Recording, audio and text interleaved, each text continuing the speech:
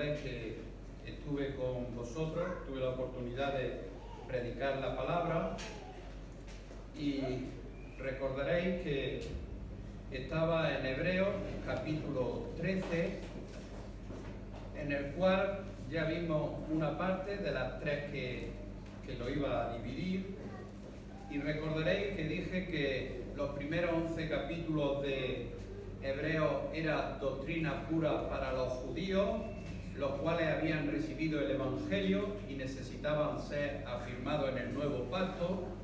Después, la exhortación a los creyentes estaba en el capítulo 12, donde se nos animaba a correr la carrera de la fe, pero con paciencia. Y la exhortación específica y práctica para los creyentes estaba en el capítulo 13, que es el que estoy compartiendo con vosotros. Vimos el comportamiento cristiano en relación con otros, los versículos del 1 al 3, en el cual pues estuvimos hablando del amor constante, amor a los extraños y del consuelo. Y hoy veremos la segunda gran área de esta ética tratada aquí en el capítulo 13, y tiene que ver con nuestra responsabilidad con nosotros mismos. Y está enfocada principalmente en los versículos del 4 al 9, los cuales vamos a leer ahora. Hebreos 13, capítulo 4, dice: honroso sea en todo el matrimonio y el lecho sin mancilla, pero a los fornicarios y a los adúlteros los juzgará Dios. Sean vuestras costumbres sin avaricia, contentos con lo que tenéis ahora, porque Él dijo: no te desampararé ni te dejaré. De manera que podemos decir confiadamente: el Señor es mi ayudador, no temeré lo que pueda hacer el hombre. Acordaos de vuestros pastores que os hablaron la palabra de Dios. Considerad cuál haya sido el resultado de su conducta e imitar su fe. Jesucristo es el mismo ayer y hoy y por los siglos.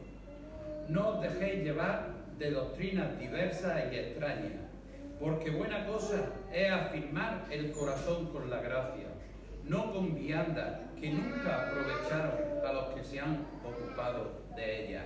Hasta aquí la palabra de Dios. Vemos en estos 5 versículos 3 puntos, los cuales nos habla de la pureza sexual, nos habla de la satisfacción con lo que tenemos y nos habla de la firmeza en la fe. La pureza sexual dice: honremos el matrimonio. El matrimonio, hermano, es honroso a los ojos de Dios.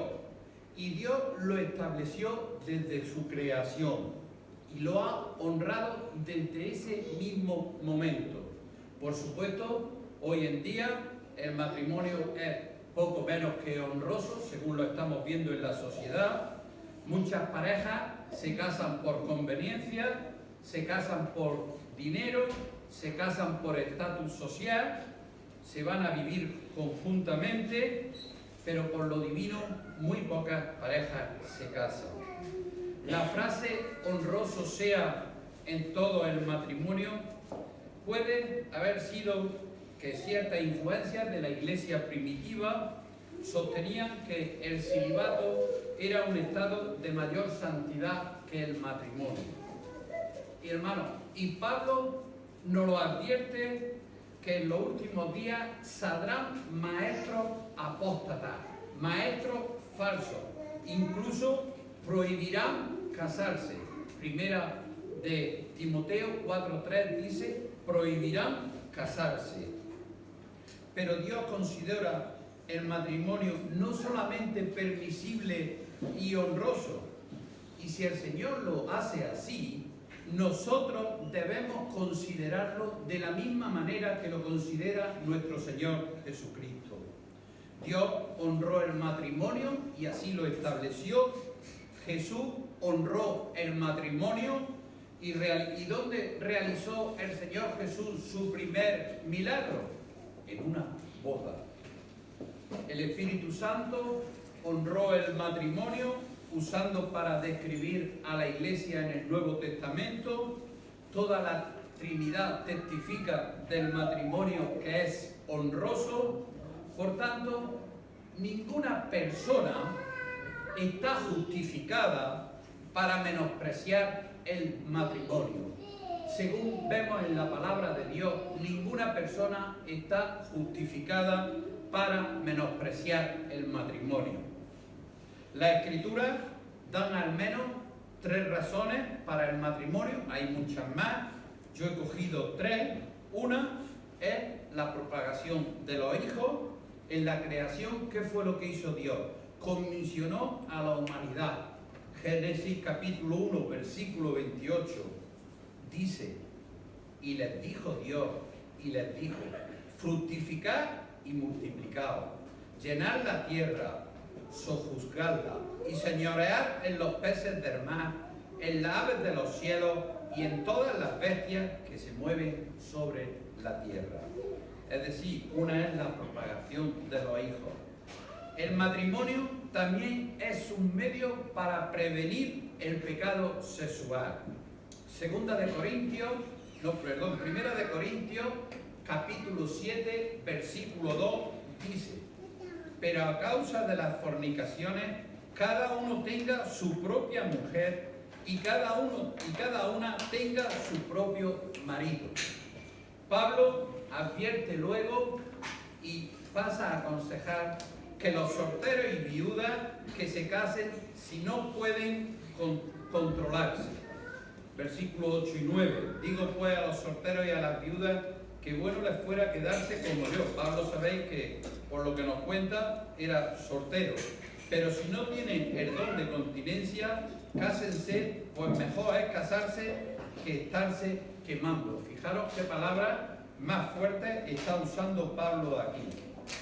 El matrimonio también es una previsión para la compañía. De hecho, Génesis 2, versículo 18, que es lo que dice, y dijo Jehová, Dios, no es bueno que el hombre esté solo, le haré ayuda idónea para él. Fijaros cómo vemos que desde el principio el Señor ya estableció el matrimonio como algo honroso. Y el matrimonio, hermanos, se puede honrar de muchas formas. Una es por el esposo siendo cabeza. Cuando estoy hablando del esposo siendo cabeza, me estoy refiriendo al matrimonio evangélico, el cual es donde estamos centrados. Dios se glorifica en una familia en la cual el esposo la dirige. Primera de Corintios, capítulo 11, versículo 3, dice, pero quiero que sepáis que Cristo es la cabeza de todo varón, y él, Cristo. Efesios, capítulo 5, versículo 23, dice, porque el marido es cabeza de la mujer, así como Cristo es cabeza de la iglesia, la cual es su cuerpo y es su Salvador. 2. Otra es que las esposas estén sujetas a su esposo, como Sara lo fue con Abraham. Ya Samuel tuvo un día una buena predicación en la cual vemos que el hombre y la mujer eran exactamente igual. Dice a que primera como Sara lo fue con Abraham. Primera de Pedro, capítulo 3, versículo 1, dice, asimismo vosotras mujeres, estad sujetos a vuestros maridos, para que también los que no crean en la palabra sean ganados sin palabras por la conducta de su esposa.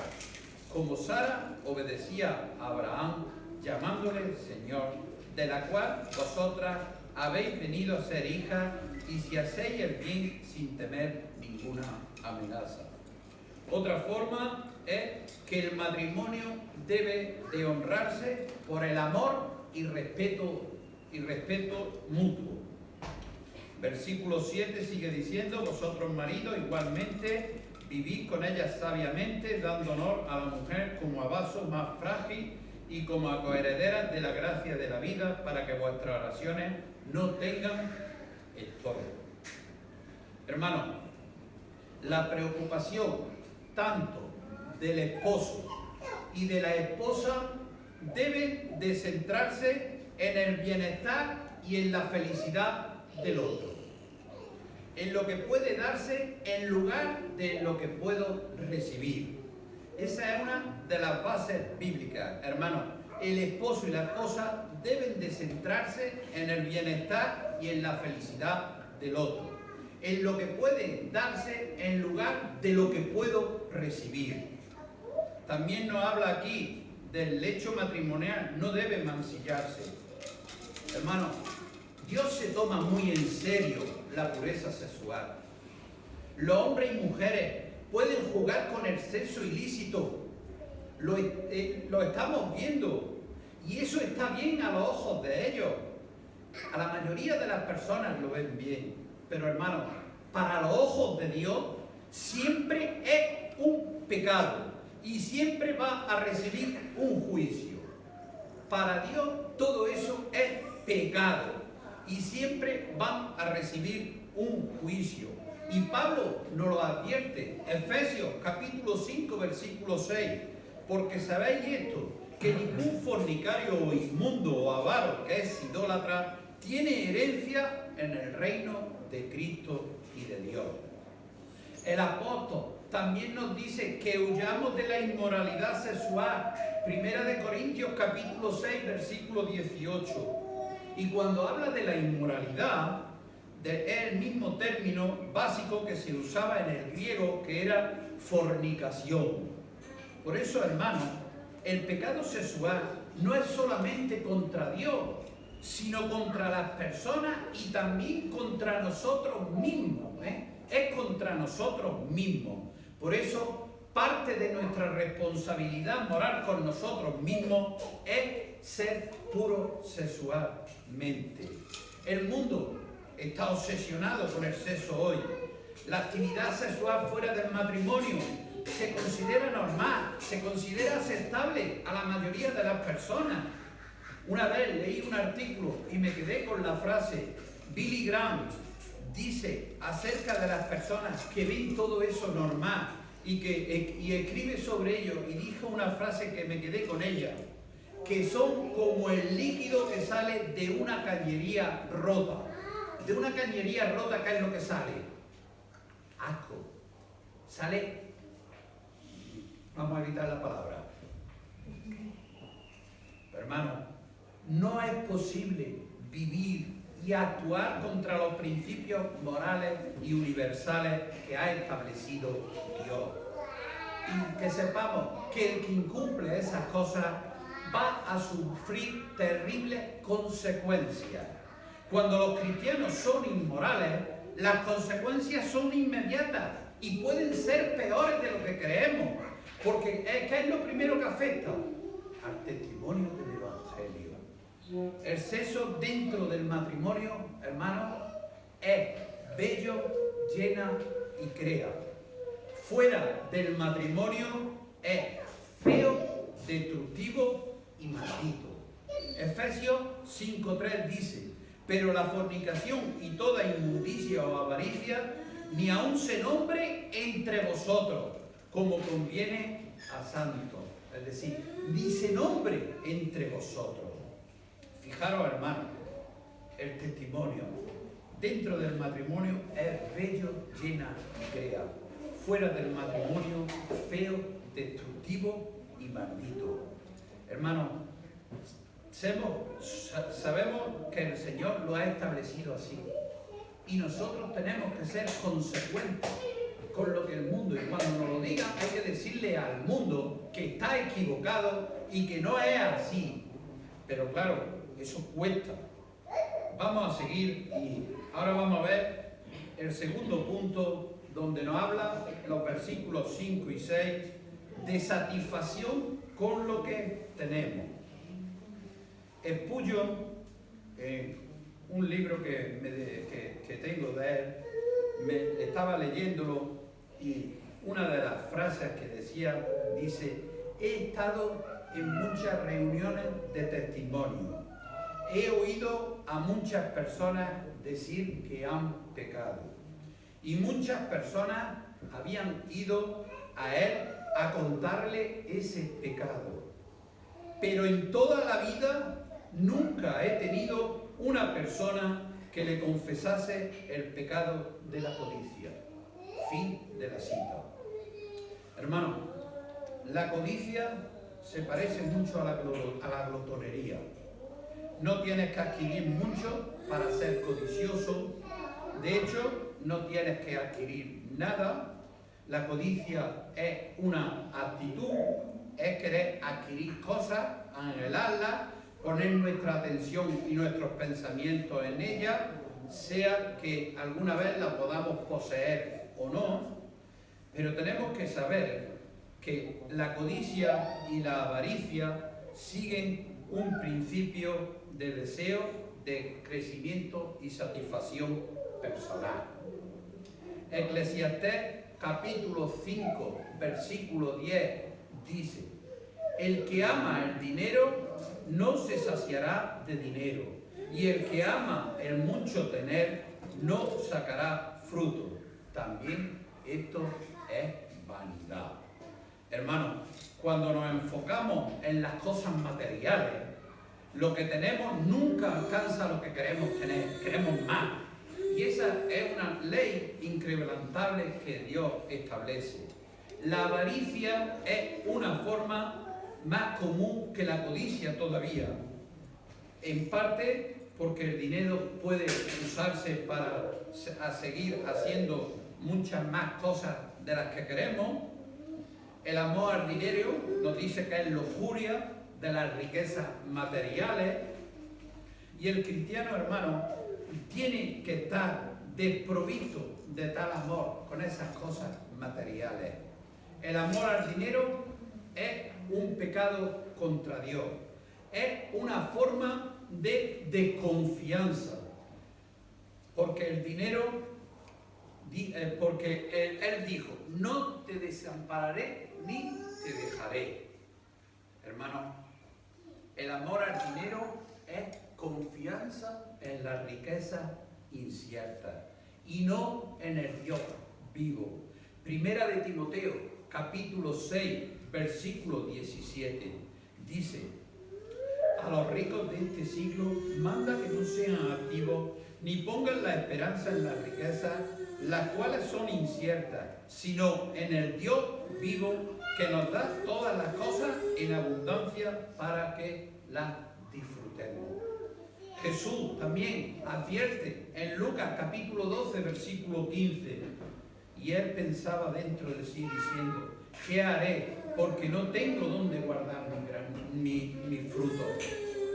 Hermanos, en la palabra de Dios vemos personas que por quererlo lo perdieron todo. La avaricia de Acán le costó la derrota de Ai.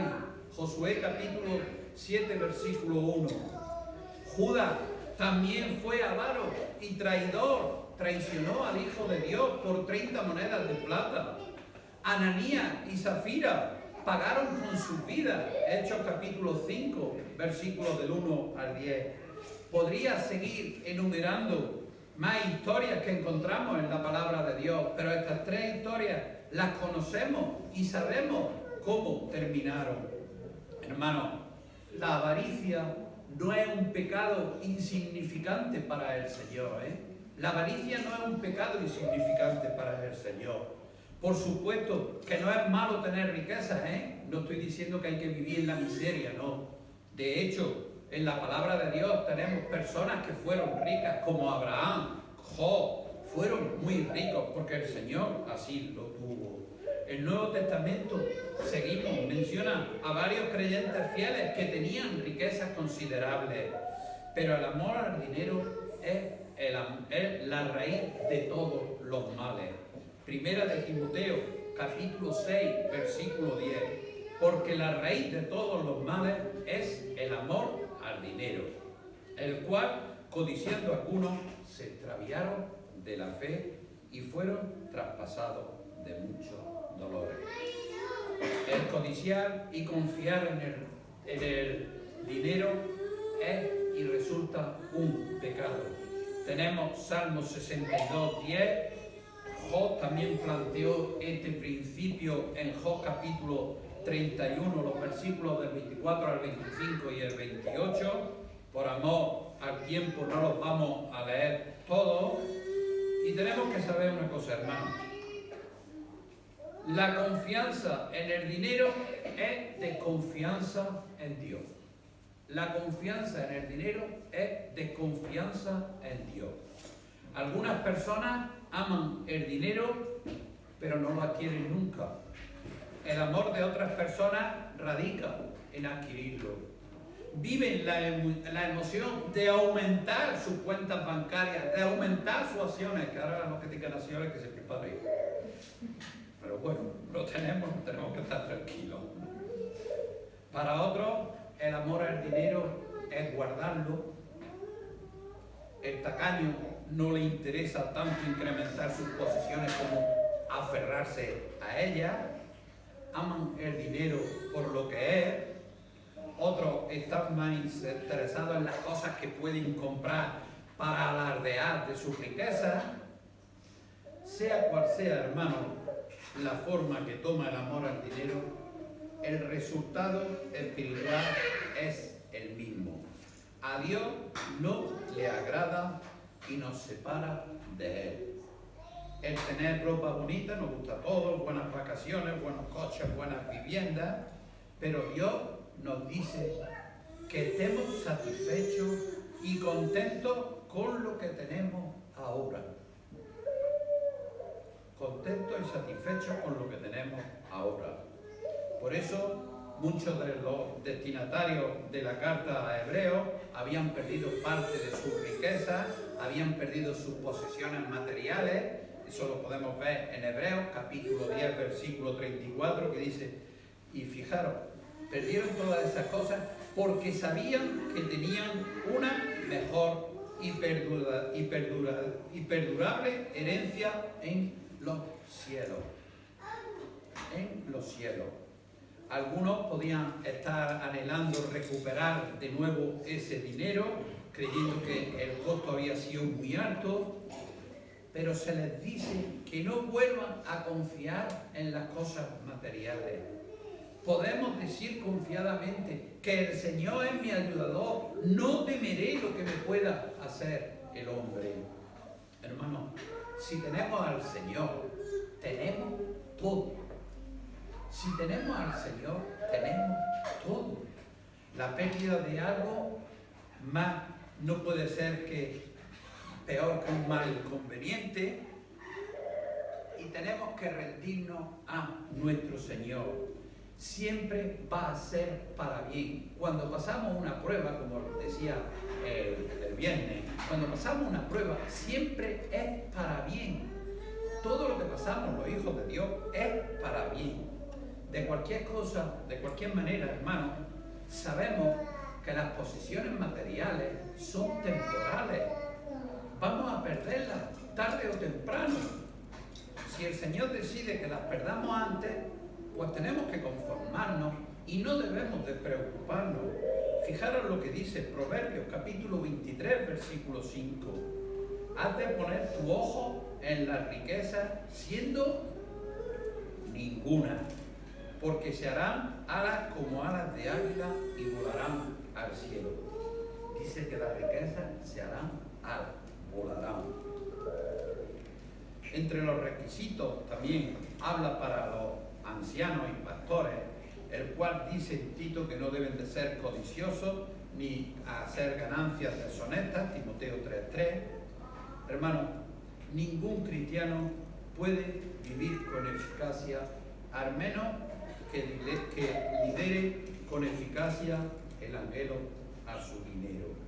El amor al dinero debilita nuestra fe, nuestro testimonio y nuestro liderazgo. Cuando amamos el dinero, nuestra mira está en las cosas incorrectas. Está en las cosas incorrectas de ganancia. No voy a volver a leerlo. Timoteo, capítulo 6, versículos 6 y 8. Por eso, hermanos, la falta de contentamiento es uno de los mayores pecados del hombre. La falta de contentamiento es uno de los mayores pecados del hombre. Y hermano, el contentamiento es una de las más grandes bendiciones que recibimos de nuestro Dios, el Señor. ¿Cómo disfrutamos el contentamiento? ¿Cómo nos satisfacemos con lo que tenemos? Primero, debemos de darnos cuenta de la bondad de Dios. Si realmente creemos que Dios es bueno, sabemos que va a cuidar de nosotros, su Hijo. Como dice en Romanos capítulo 8, versículo 28, y sabemos que todos los que aman a Dios, todas las cosas le ayudan a bien. En segundo lugar, debemos de darnos cuenta, no solo reconocerlo, debemos de darnos cuenta. Si nos damos cuenta de la verdad de que Dios es omnipotente, Él sabe lo que necesitamos mucho antes de que tengamos esa necesidad. Y Jesús nos lo asegura, Lucas capítulo 12, versículo 30, porque todas estas cosas buscan las gentes del mundo, pero vuestro Padre sabe que tenéis necesidad de estas cosas. Mucho antes lo sabe. En tercer lugar, debemos pensar que no nos merecemos. Somos dados a que yo me merezco. Es que yo me merezco. No, hermano, no debemos de pensar en que nos lo merecemos. Incluso lo que necesitamos, no debemos de pensar. Por eso debemos confesar como Job en Génesis 32, menor soy que todas las misericordias y que toda la verdad que has usado para con tu siervo, pues con mi callado pasé este Jordán y ahora estoy sobre 2 campamentos. Hermano, debemos de reconocer la supremacía de Dios, debemos de reconocer su soberanía. Dios no tiene el mismo plan para todos sus hijos, Dios no tiene el mismo plan para todos sus hijos. Lo que es amorosamente para uno puede igualmente retenerlo amorosamente para otro, Tenemos que tenerlo en cuenta. El Espíritu Santo da variedad de dones, ministerios, pertenencias. Primera de Corintios, capítulo 12, versículos del 4 al 11. No los vamos a leer por amor al tiempo. Por eso, hermano, las bendiciones materiales debemos de saber y debemos de escuchar. Fijaros, hermanos, en la sabiduría de Ana, primera de Samuel, capítulo 2, versículo 7.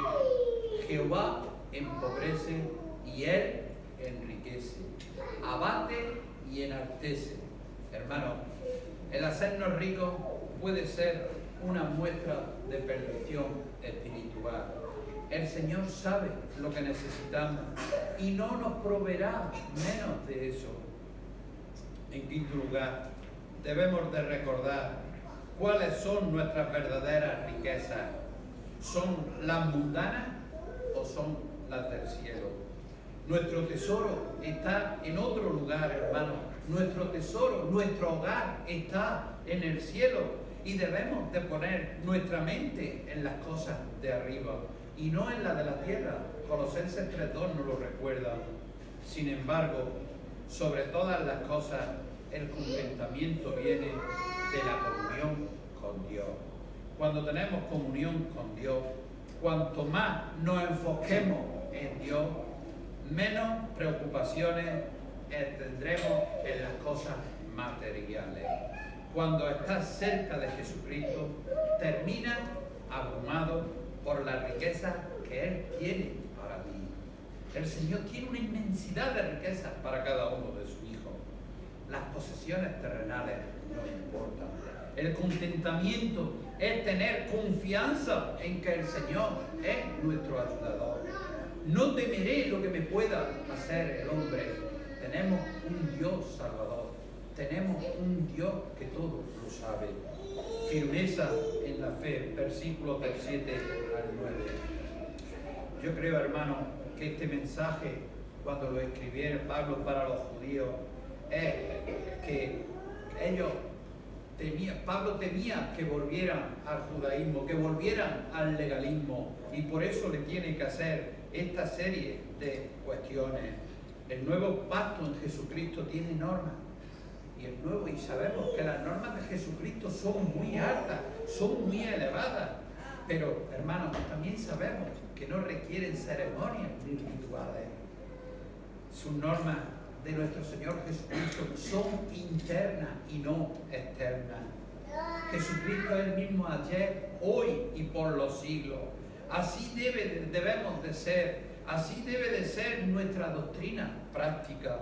No debemos dejarnos llevar por esas doctrinas diversas y extrañas de personas que dicen ser cristianos y no se reúnen con nadie. Personas que hablan del Evangelio y luego no hacen nada por el Evangelio. Claro, ya estaba Pablo también nos dice que tengamos cuidado con esos falsos maestros. Una de las maneras más útiles que tiene Satanás de acercarse al cristiano es alejarlo de la doctrina sana, atraparlo para él en su fundamento, en esa ¿cómo diría yo?, en esas cambiantes doctrinas que tiene. La mala doctrina da como resultado mala vida, y eso tenemos que saberlo. Pureza de la doctrina. Una de las cosas más tristes del mundo es que un cristiano se vea atrapado por esa falsa doctrina, porque ¿qué va a pasar al final? Va a ser ineficaz en todo momento, va a perder el gozo, va a perder la recompensa y por supuesto su testimonio se va a devaluar. Sin embargo, cosas como estas están ocurriendo desde el principio en la iglesia. Pablo estaba sorprendido. ¿Por qué estaba sorprendido?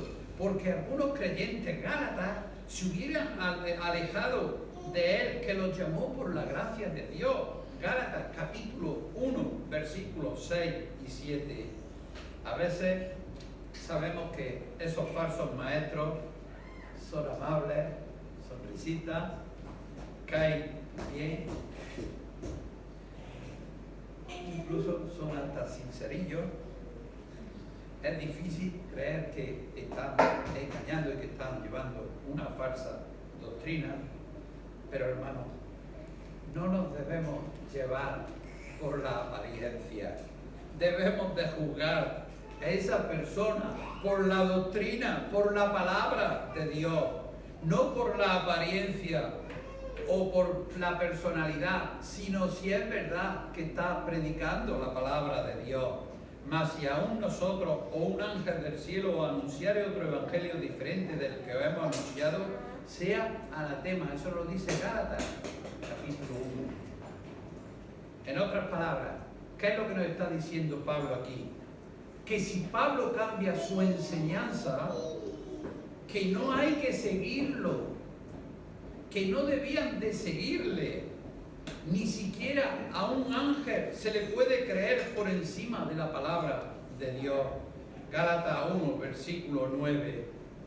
Los Gálatas habían comenzado en la gracia, pero se habían vuelto a la ley.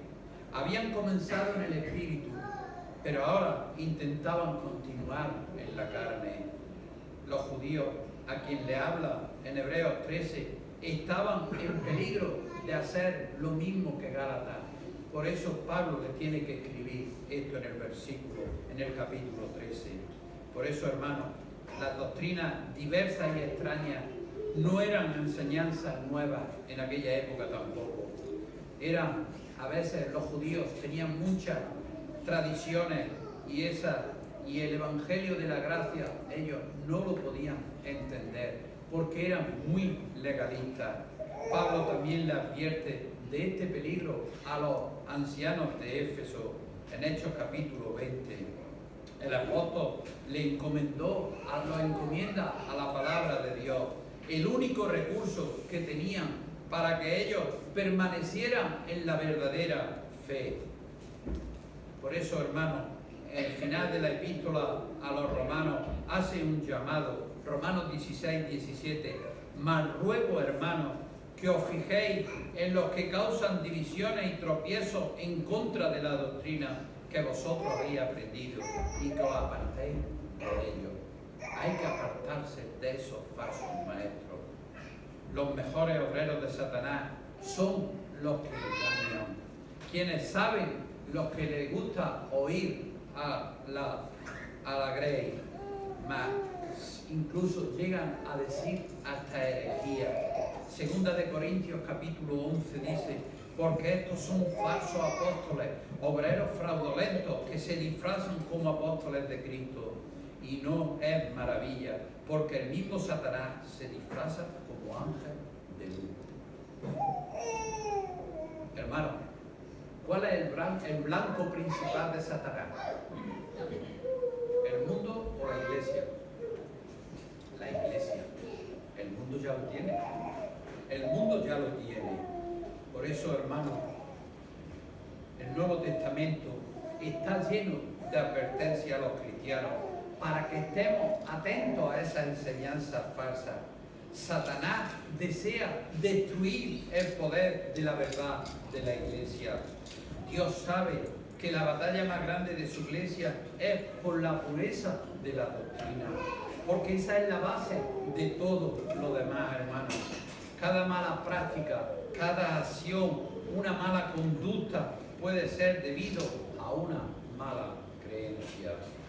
El resultado de que los creyentes nos unamos en la fe y maduremos en Cristo es, como dice Efesios capítulo 4 versículo 14, para que ya no seamos niños fluctuantes, llevados por doquiera de todo viento de doctrina, por estratagema de hombres que para engañar emplean con astucia las artimañas del error. Hermano, una iglesia que no tiene doctrina sana es inevitable, es inestable y vulnerable. Y ahora voy a poner un ejemplo muy claro, hermano. Tenemos 5 niños hoy.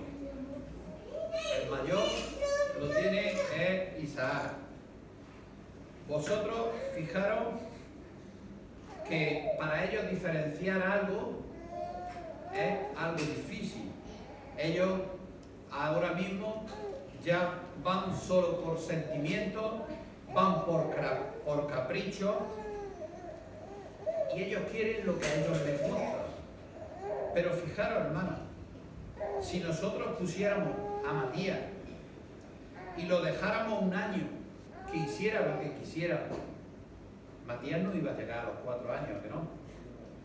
Matías iba a comer dulces por un tubo, Matías iba a beber agua, que no sabemos si era agua o veneno. Son niños, que ellos cogen lo que cogen. No llegaría. Pues lo mismo pasa, hermano, cuando no queremos crecer en la iglesia. Lamentablemente, algunos cristianos no muestran mucho discernimiento en el reino espiritual.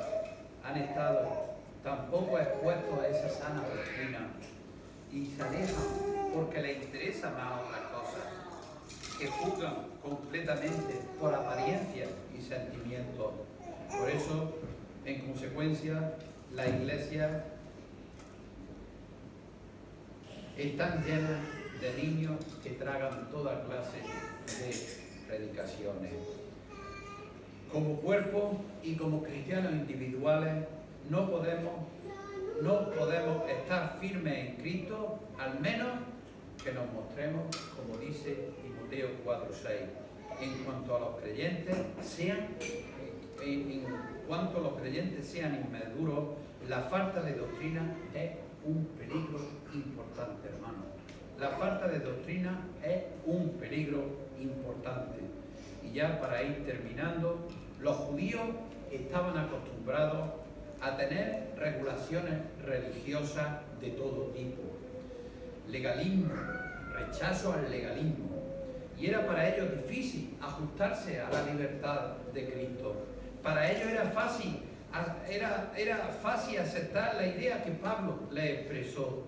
Si bien la vianda, dice 1 Corintios 8:8, si bien la vianda no nos hace más aceptos ante Dios, pues ni porque comamos seremos más, ni porque no comamos seremos menos.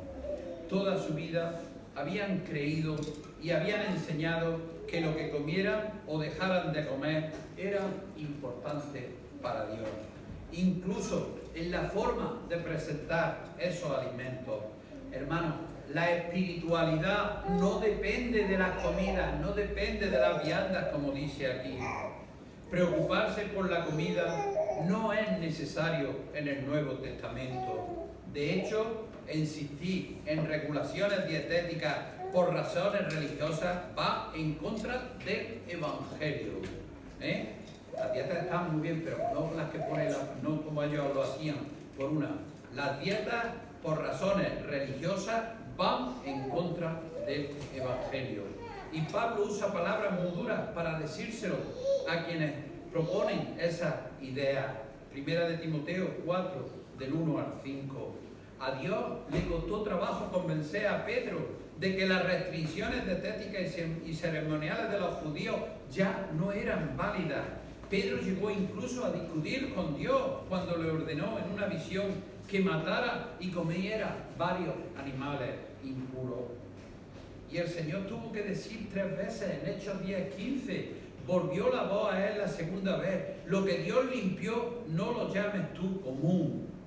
Cristo ha hecho que toda observación externa sea válida o inútil. Pablo exhorta así a los colosenses: por tanto, nadie os juzgue en comida o en bebida, o en cuanto a días de fiesta, luna nueva o días de repaso. Hermanos, como cristianos, nuestros corazones son afirmados solamente con la gracia de Dios. La próxima vez veremos la tercera parte, que en esta vez veremos el comportamiento cristiano en relación con Dios. Pues que el Señor bendiga su palabra. Bueno, recordad que tendremos la